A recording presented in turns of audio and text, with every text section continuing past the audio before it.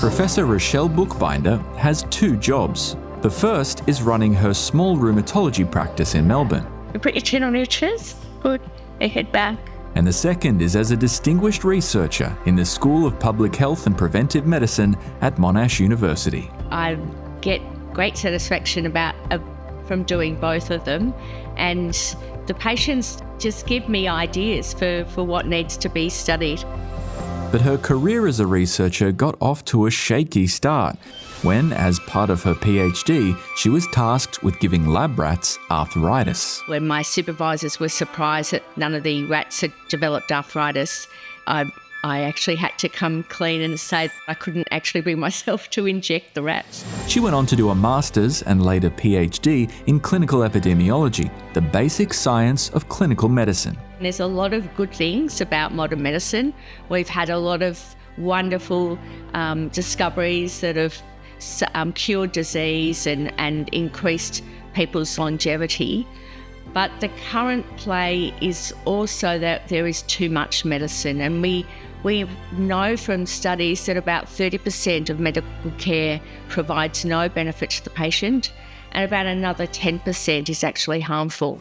Professor Buchbinder is co-author of the book Hypocrisy, which argues the benefits of treatment are often overstated and harms understated, while overtreatment and overdiagnosis are rife. She says the result of medicine being driven by business models is a not fit-for-purpose medical system that prioritizes health care over health. Well, if there was one thing that I could change, I would completely get rid of fee-for-service, and we would all be salaried. We'd all get the same income irrespective of how many patients we saw.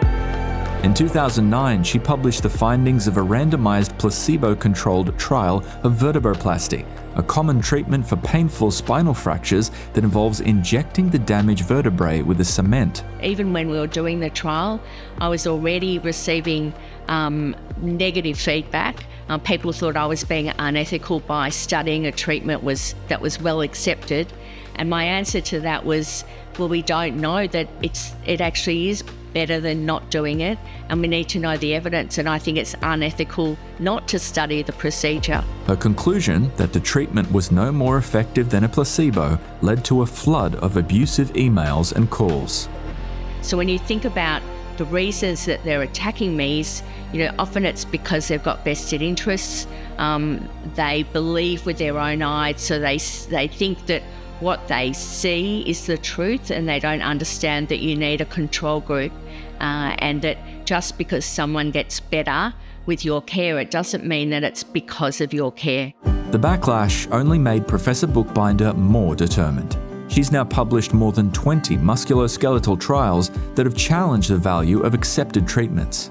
But she's also committed to finding things that work, and was highly cited for evaluating a world-first media campaign in Victoria that successfully shifted misconceptions about back pain in the late 1990s. That exercise is a safer and surer bet than an operation. It was really at a time where you could use TV to get messages out to the general public. Unfortunately, I don't know that you can do it in the same way now. That's why Professor Buchbinder says it's critical to keep exploring new ways of promoting evidence-based health messaging, something she hopes to do as a Fellow of the Australian Academy of Science. And if you don't think about things in a scientific way, then you can end up with the wrong answers. You can be easily led by people that want you to believe something different to the truth.